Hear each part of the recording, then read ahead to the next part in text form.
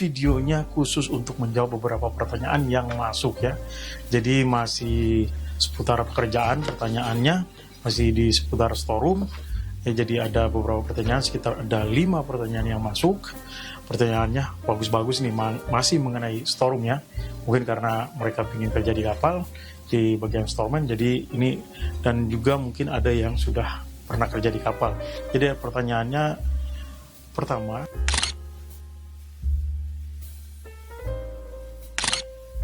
apa yang dilakukan kalau misalnya ada storeman yang terkunci di dalam ruangan freezer? Nah, ini pertanyaan bagus nih, karena nggak semua orang tahu ya, kalau di dalam ruangan di freezer di kapal itu, kita punya ada sistem yang namanya mantrap. Jadi mantrap itu fungsinya gini, jadi misalnya ada storeman yang kejebak di dalam atau kunci, pertama jangan panik. Di dekat pintu itu ada tombol merah. Oke, jadi ini contoh dari mantrap alarm tombol ya.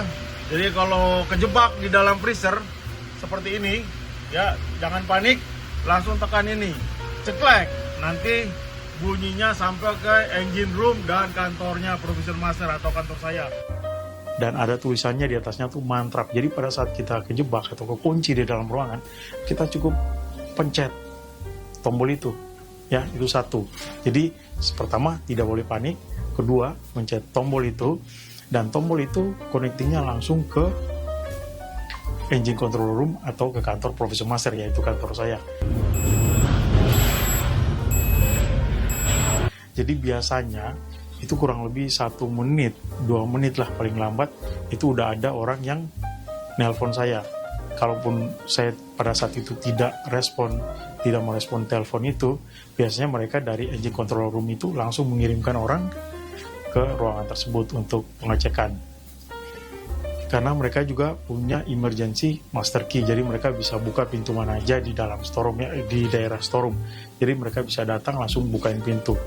Ya, jadi kalau misalnya kita sudah nunggu nih, taruhlah misalnya 2 menit, 3 menit, nggak ada respon, mungkin karena di daerah di engine room itu mereka lagi sibuk, ya sudah, langkah kedua kita ambil ya, kita kedor-kedor aja tuh pintu sekencang-kencangnya, karena di daerah sekitar kita itu banyak juga orang yang kerja ya.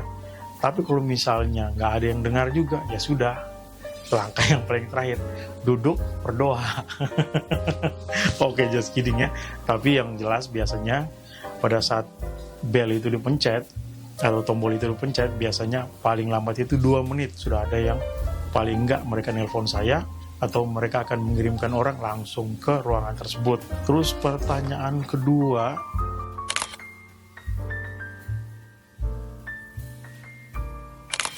itu jarak antara high fog head dan barang. Oke, karena kita di kapal ini kita pakai high fog head. Jadi jarak antara high fog, misalnya high fog, ini barang kita yang kita tumpuk, ini jaraknya itu 50 cm. Jadi surrounding ya. Jadi yang ngitarin itu harus 50 cm. 50 cm ke bawah, 50 cm di sekitarnya. Jadi harus clear 50 cm di bawah high fog. Fungsinya dari high fog itu apa? Pada saat terjadi penekanan suhu atau kebakaran, itu high fog itu langsung pecah. Langsung keluar air yang cukup deras ya. Itu pernah juga kejadian, jadi pada saat itu bukan karena kebakaran, cuman karena ditabrak sama forklift, jadi pecah high fognya. Itu pernah, jadi airnya cukup deras banget ya, cukup bisa membanjirin daerah situ, deras banget yang keluar. Oke, dan selanjutnya adalah pertanyaan yang ketiga.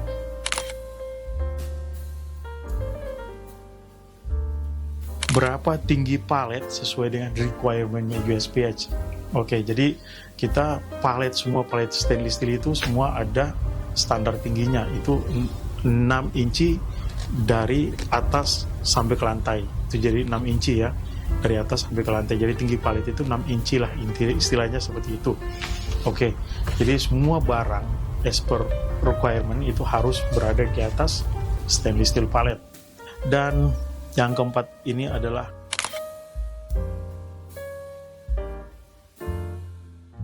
segregation chemical sesuai dengan kelasnya. Oke, jadi di kapal itu kita ada sekitar 4 kelas ya. Kalau di storeroom itu ada 4 kelas chemical. Jadi itu setiap chemical itu punya pH masing-masing dan punya kategori masing-masing. Jadi kita harus pisahin. Jadi segregation itu adalah pemisahan alkaline, acid, neutral, dan oxidizer ya, yang ada di storeroom kita nih.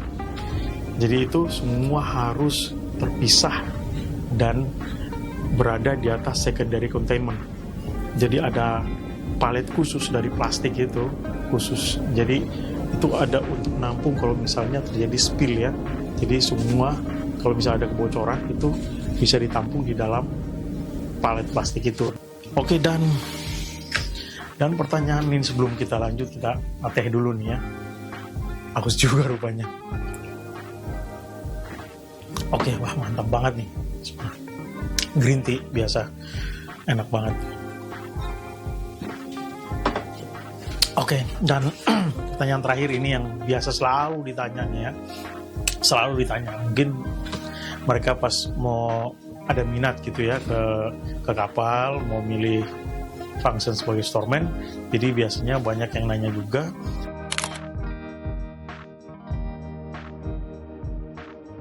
berapa sih gajinya storeman tuh? Oke, jadi sebelum kita masuk ke gajinya, jadi saya mau jelasin juga kalau di storeroom itu di perusahaan ini ya, itu kita ada 4 step ya. Jadi pertama yang paling di bawah atau posisi yang bawah itu storeman. Setelah dari storeman nanti ke storekeeper, dari storekeeper ke asisten profesor master, setelah asisten profesor master baru ke profesor master. Jadi ada 4 step. Oke, kita bahas mengenai gajinya.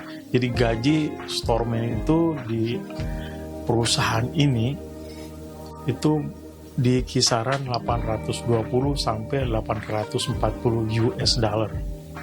Jadi ada yang bilang kok kecil amat, ya segitulah memang di perusahaan ini. Kalau di perusahaan lain, perusahaan sebelah ada yang sampai 1.200 ya. Jadi tanggung jawabnya beda-beda. Mungkin di sana tanggung jawabnya lebih banyak, makanya digaji 1.400. Di sini mungkin karena tanggung jawabnya sedikit, makanya digaji 820 sampai 840. Oke, semoga penjelasan saya bisa menjawab semua pertanyaan-pertanyaan yang masuk. Dan akhirnya, thanks for watching. Dan sampai ketemu di video-video selanjutnya. Ciao.